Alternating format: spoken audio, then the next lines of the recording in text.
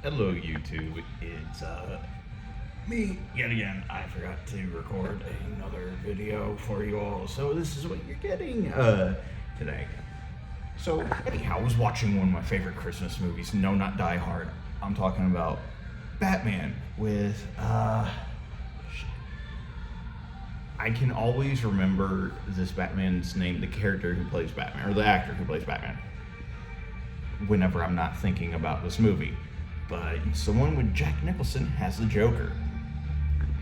And I came to the conclusion right as the opening intro started, this may be the most valid Joker crash out.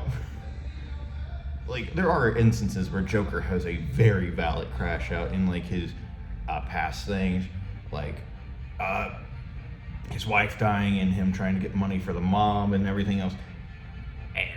But that was part of, I think, The Killing Joke. That was his origin. The Killing Joke was he's a shit comedian and his wife is ill and they're expecting a child, or it's just they're expecting a child. It's been a minute since I've read it. I need to get that book. So I came to the conclusion that this is probably one of the more valid crash outs, or well, kind of valid crash out. He was asking for it since the beginning of the film. However, we have a guy who is very high up in the mafia, which is very interesting. There's another point I want to talk about Joker and Batman in this movie. Joker is a very high up in the mafia, the mob, whatever, and like to the point where he's at least somebody who gets brought in on like meetings and is in charge of some of like their operations and whatnot. Because in the film and in comics, Joker is a very brilliant man. Absolutely batshit insane, brilliant. But he's also very well known as a guy who's a complete and total nut. However, throughout like the very opening scenes, we don't really see him being a total nut. We see him being more of like the calm mafioso that he knows he needs to be, which I'm sure that it's some part of his original personality, just being like, yeah, I get more things like this, so I'll just do that. Which he then like goes to tell somebody, hey, Harvey Dent, which by the way is the DA in the movie, he goes to Detective Grissom. It's like, hey, Harvey's going around near one of our operations. Detective, being a corrupt cop and also Detective is also a part of like the mob a little bit, so he's in charge of some of their storefronts, which he tells Jack, which is Joker's name in the movie, that Jack is overreaching his territory a bit there, and that he's crazy, and that everybody knows you're crazy, and that he has no future.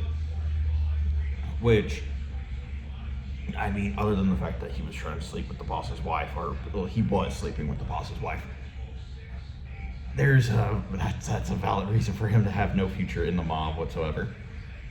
But another thing that I want to bring up, other than Joker's valid crash out, because once he gets betrayed and goes in the bad basket, he just loses it because he's completely changed, altered. He can never look normal again, which I guess is like the breaking point for him, but sure, whatever. So what does he do when he goes on his crash out? He kills his boss who betrayed him, and then he goes on and is like, I'm the new head of the families now.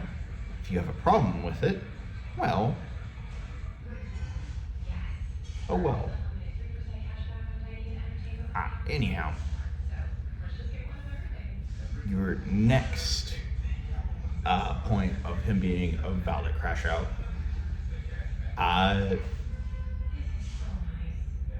hold on, I'll be right back. So anyhow, he just goes on until like eventually he's legitimately gone insane, which is the point where he sees, I think her name's Vicky Vale in the movie, and there's a whole nother point there too. he decides, you know what, I'm gonna do what I want to do, and I truly believe he planned his death to be that way. Even though we don't think it in the movie, I truly do believe he planned his death. Because he does everything he wanted to do. He wants his face on the $1 bill. He does that. That's what all the money that he throws around is not actual currency. It is fake $1 bills. Or is it $100 bills? Either way, he puts his face on the currency. It's invalid currency. And it just leads up because people just weren't respecting him, and like, he's just crazy. He's losing his mind. To the point where he does exactly what his old boss did to him and got his friend. Let's see. I can't remember if he killed his one little guy or if he sent him to go get captured. I can't remember. But anyhow, he just starts doing everything he's ever wanted to do, and like plans so that he can do whatever he wants to do. All up until the climax where this is the part I don't like. Batman kinda kills him. Granted that. Okay, so now we're gonna move on to the Batman. The actor who plays Bruce Wayne and the Batman in the movie, which there's a reason. I think that Bruce Wayne and Batman should be different actors in the movie. The only reason I say this is because there's Brucey Wayne, which is the public face that Batman puts on to be a normal person, quote unquote. And then there is Batman. Batman does not care for everything else. Batman is just pure vengeance. He is there to avenge and keep the promise that he's made on the death of his parents. Because when people say Batman was born the day Bruce Wayne died in that alley, it is a real true thing. To the point where I think the most Batman is Bruce Wayne is when he goes to mourn his parents every year on the anniversary.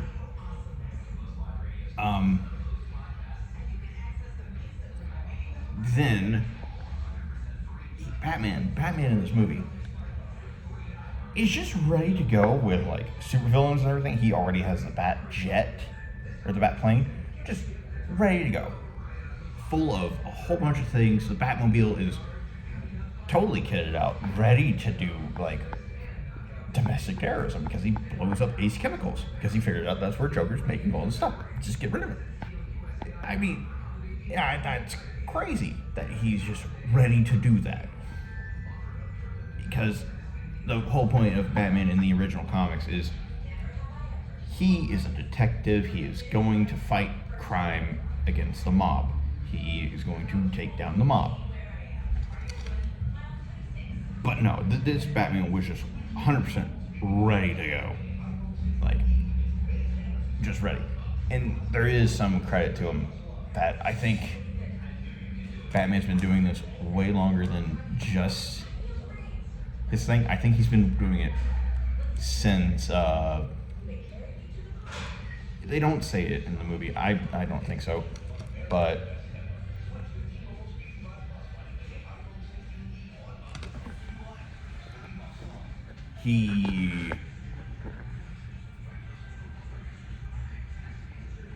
Batman in the movie is just ready to go, fight crime. And now I've gone rambling because I can't get my mind straight. Give me a moment. Yes, so let's move on to a different topic. Knox, the reporter Knox that works with Vicky Vale. He already guessed around the correct eye of the Batman, which I don't know who the hell got that, but he was pretty close because in the comics, he's not a small dude. He's 6 foot something, and for everything is. Because honestly, him in the movie just kind of sounds like it's a fever dream, like you're coming off something, which, is pretty valid. But when people start mass seeing it, credit on Knox, because he's like one of the first to use like Batman's a real thing. And then right as Knox begins investigating, what happens? Batman becomes seen. So Vicky Vale and Knox, probably one of the best like reporting teams, up there with Clark Kent and Lois Lane, honestly, in the DC universe. Anyhow, I gotta eat. I'm still on my break. So, fun fact for the day. Reason I say that it's one of my favorite Christmas movies is because God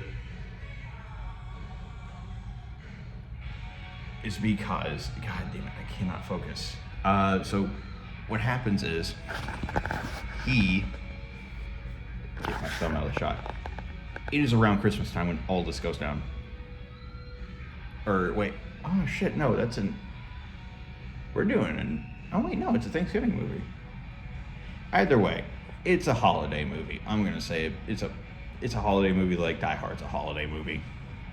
Anyhow, talk to you all in the next one. Bye.